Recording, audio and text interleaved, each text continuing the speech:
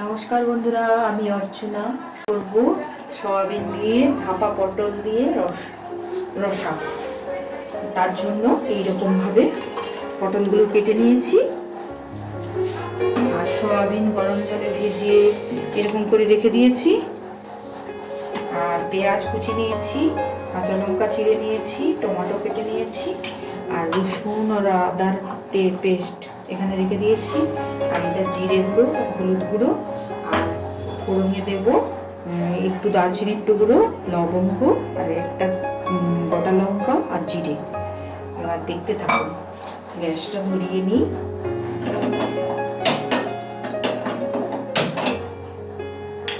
গ্যাসটা ধরিয়ে নিয়েছি। এবার তেল ঢেলে দেবো কড়াতে।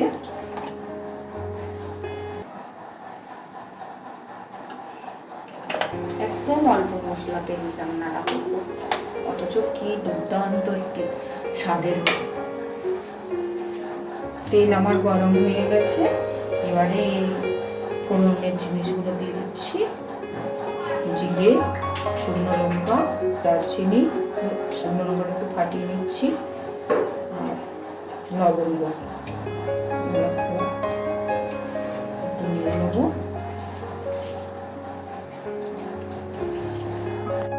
ফোড়নগুলো হয়ে গেছে, গরম হয়ে গেছে। এবার পেঁয়াজ কুচিগুলো দিয়ে ভেজে নিচ্ছি লাল লাল করে।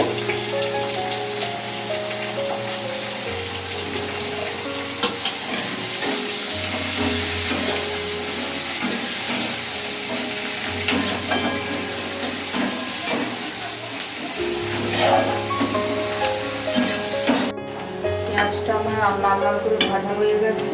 এরপর টমেটোটা দিয়ে দেবো। টমেটোটা দিয়ে দিচ্ছি, একটু নুন আর চিনি দিয়ে 2 চামচ নুন দিয়ে দিচ্ছি।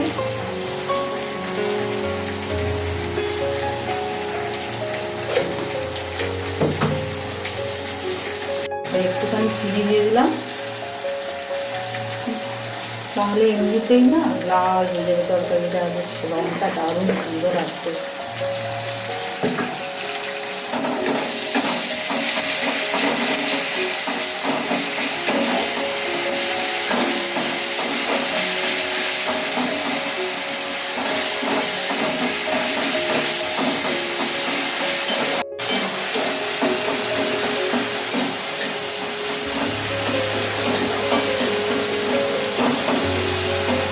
বলে এসেছে আমার।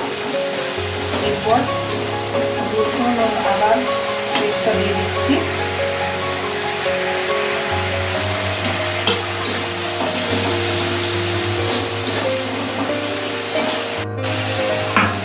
রসুন আদাটা আমার ভাজা হয়ে গেছে। মশলাটা দিয়ে দিচ্ছি। দিয়ে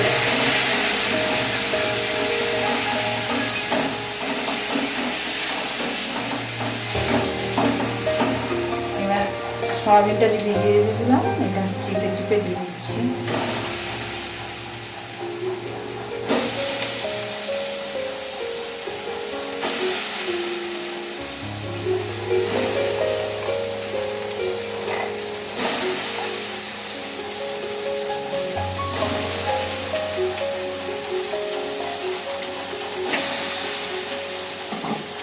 সয়াবিন আর পটল একসাথে কষে নেবো অনেকক্ষণ ধরে।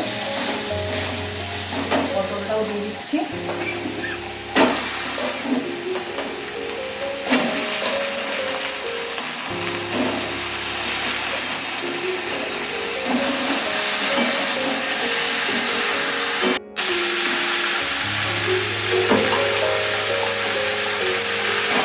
আলু আর পটল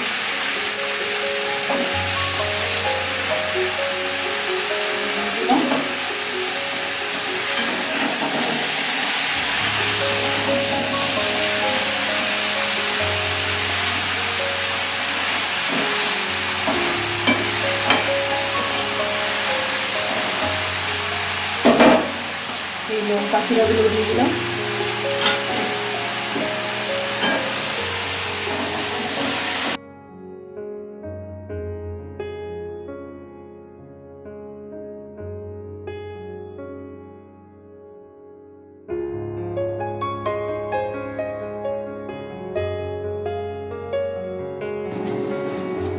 5 মিনিট পর চলে এসেছি।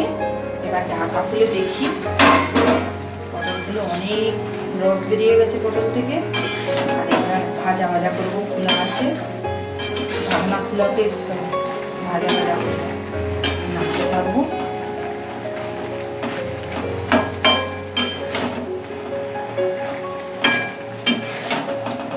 আরো 5 মিনিট এরকম করে নাড়তে থাকবো।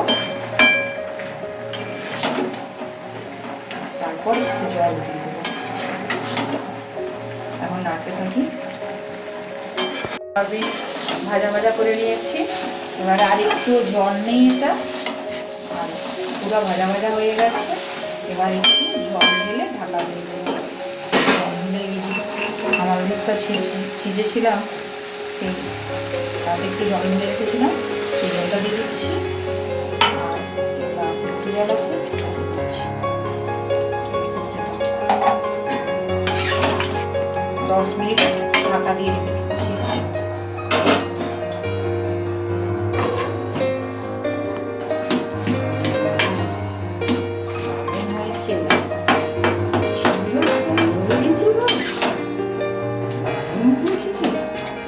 কালারটা দেখো, সেদ্ধই ভালোভাবে হয়ে গেছে।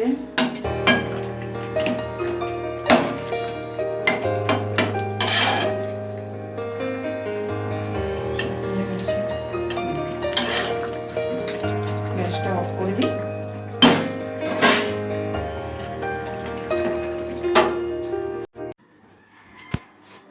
তোমাকে দেখাবনি মা কি বানিয়েছে, এত সুন্দর গন্ধ আসছে। এই তুই যে পছন্দ করিস ছাপা পটল, ছাপা পটল দিয়ে সয়াবিন দিয়ে কি দারুণ একটা রেসিপি করেছি, দেখবি?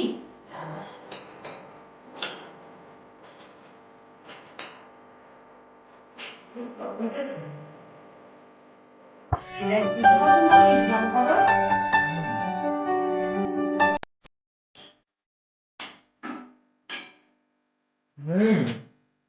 খুব সুন্দর হয়েছে, বলার কোনো ভাষা নেই, খুব সুন্দর হয়েছে।